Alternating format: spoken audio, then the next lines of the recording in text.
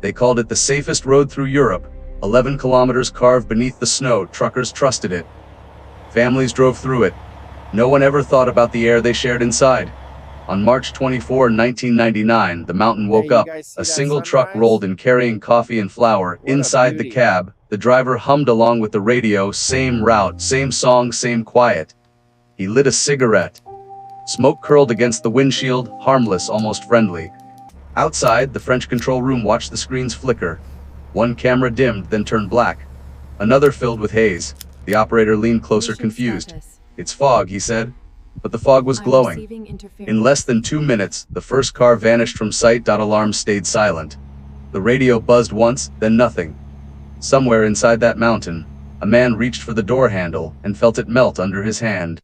They would later say the fire lasted 53 hours. But for the people trapped inside, time ended long before that.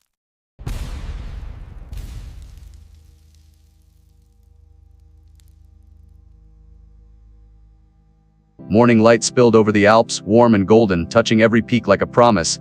At the mouth of the Mont Blanc Tunnel, truckers lined up their rigs, engines idling in a steady hum that sounded like routine itself.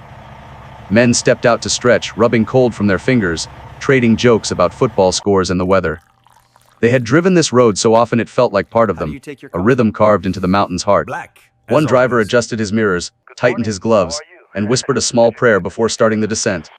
Not fear, just habit, the kind of quiet ritual shared by anyone whose life depends on steel and motion. Inside the French control room, the coffee pot hissed. A dispatcher laughed about the Italian shift running late again. The radio crackled softly, filling the space with an old pop song that made everything feel safe, ordinary. Engines rolled into the tunnel one by one, headlights spilling along the curved walls.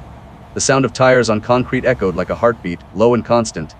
Air vents roared faintly, keeping pace with the steady flow of exhaust and light. Far above, the mountain gleamed white and perfect under the morning sun.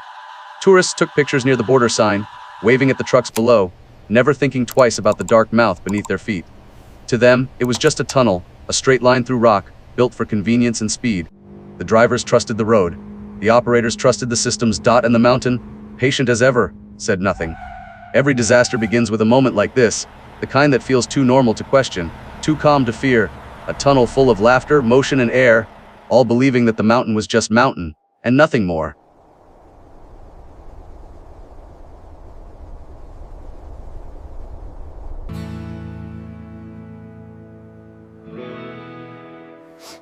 It began with a smell. Soft at first, sweet, almost pleasant, strange. Like burnt sugar tangled with diesel. Then sharper, metallic, the kind of scent that makes your teeth ache. A truck driver wrinkled his nose, checked his mirrors, nothing but white light and clean concrete. He turned down the radio. The song suddenly felt wrong. Up ahead, another truck eased off the throttle. Its exhaust shimmered oddly, like heat-bending air that shouldn't have been hot. In the French control booth, a man leaned closer to the monitors. "Camera 9 looks foggy," he said. The technician didn't look up. Condensation, maybe. But the fog didn't lift. It thickened.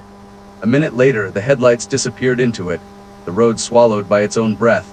On the Italian side, an operator lifted the phone. Static answered. Then a voice, rough, coughing, smoke heavy, can't breathe. The words broke apart, drowned in the hiss. Then nothing. The ventilation fans kicked harder, their hum turning ragged, uneven, like a heart missing beats. Screens flickered, flashes of red and white, but still no alarm. No one pressed the button. A driver coughed once, then again. He flicked his cigarette into the ashtray, the ember flared, too bright, like it wanted to tell him something. He stared at it for a second, uneasy, but didn't move. Back in the booth, the operator leaned forward, watching the haze crawl across the lens. "It's getting worse," he said quietly. His partner hesitated, eyes fixed on the monitor, unwilling to believe what he saw. And so they waited, seconds stretching thin, smoke thickening by the breath. Because in moments like this, no one ever runs at first. Everyone waits for proof.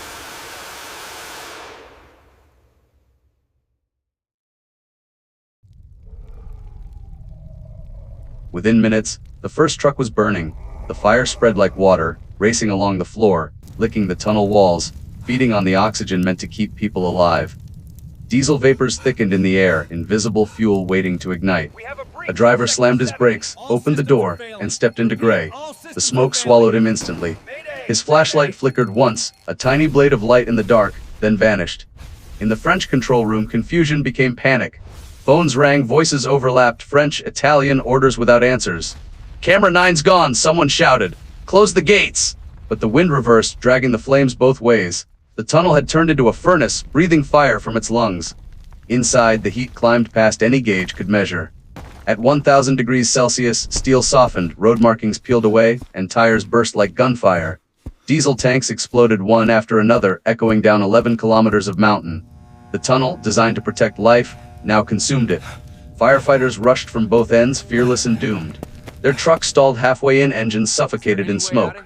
Radios crackled with static. "We can't reach them!" one shouted. Another coughed, "We can't even see!" Some drivers stayed inside their cabs, waiting for help. Others tried to run, but every breath filled their lungs with poison. A man crawled, palm against the wall, for guidance. He found another driver still in his seat, hand frozen on the wheel.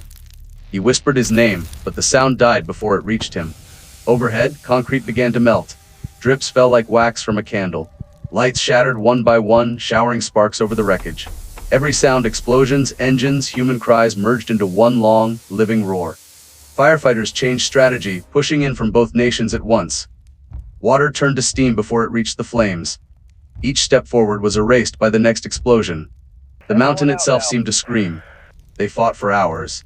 Then days. The fire burned for 53. When it was done, 27 vehicles were fused into one, a sculpture of twisted steel and glass, a monument to everything human that heat can erase. From the outside, smoke poured from both ends like the last breath of something enormous. The mountain looked whole, eternal, but inside it was hollow, filled with names no one would ever call again. When silence came, it wasn't peace. It was weight, the kind that settles when truth has nowhere left to hide. Because the tunnel hadn't failed, people had. When the last flames died, the mountain exhaled smoke, drifted through the tunnel like ghosts searching for names. What had been engines and steel was now a river of ash, still warm to the touch. Firefighters moved carefully, their boots sinking into melted tar. The air reeked of metal and silence. No one spoke. Words felt useless here. Helicopters circled above, their blades slicing through the stillness, but even their noise seemed small compared to what the quiet held below. Inside, the walls glittered, black glass from heat so fierce it had changed the stone itself. They found steering wheels fused to skeleton frames, helmets crushed flat, radios melted into their own echoes. One rescuer dropped to his knees. Through the cracked visor, he could see his own reflection in the smoke. For a moment, he thought he saw faces staring back, people caught mid-breath, waiting. Outside, families stood behind police tape, holding photographs, calling out names that would never answer. A woman whispered he was on his way home. The echo came back empty. Reporters asked how long it burned. No one gave a number. Because for those who went inside, time had no length, only an ending. When the last truck was lifted from the ashes, the tunnel looked asleep, as if the fire had simply turned off the world for a while. And in that sleep, the silence stayed longer than the flames, heavier than the loss. When the tunnel finally reopened years later, its walls gleamed white again, spotless, sterile, reborn. New tiles, new lights, new promises. Cameras lined the ceiling like unblinking eyes, and engineers called it the safest passage in Europe. Maybe they were right, but safety, people learned, is just a story we start telling after the damage has already been done. They built memorials on both sides of the mountain, one French, one Italian. Names etched into granite, flowers sealed under glass so time couldn't take them. Every May, families come carrying candles and photos faded at the edges. The candles flicker against the marble, glowing like headlights that once vanished into smoke. One survivor still drives the route every week. He slows down before the midpoint, rolls his window down, even in winter, and listens. He says he wants to hear the mountain breathe, to remind himself that it's still there, that he's still there. Engineers came with clipboards, studying airflow, rewriting protocols. Politicians visited the site, cameras flashing, promising reform. And the world, faithful to its habits, moved on. The tragedy became a statistic, the names became initials, the story became a line in a safety manual, a lesson learned no one reads until it happens again. But locals never stopped remembering. Some nights, when the wind drifts through the valley, they swear they can still smell it, that faint, sweet scent of burnt sugar. Scientists say it's imagination. The old truckers say it's the air remembering. The Mont Blanc Tunnel stopped being just a road. It became a question carved beneath Europe's tallest peak. How much trust can we place in the things we build? And maybe more hauntingly, how long before we forget why we built them at all? Across documentaries, classrooms, and news archives, one number keeps repeating: 53 hours. The time the fire lived. The time the mountain breathed heat instead of snow. But time doesn't measure loss. It only counts how long it takes for belief to return, for engines to start again, for people to forget the sound of failure. The camera pulls back, the Alps stretch wide and silent. Snow drifts over the memorial, softening every sharp edge. Below, headlights glide through the tunnel again, calm, obedient, unaware. The mountain stands unmoved, ancient, patient, and forgiving. And as the violin fades, one final voice lingers. It wasn't the mountain that trapped them. It was trust, the kind we build, and then forget to question.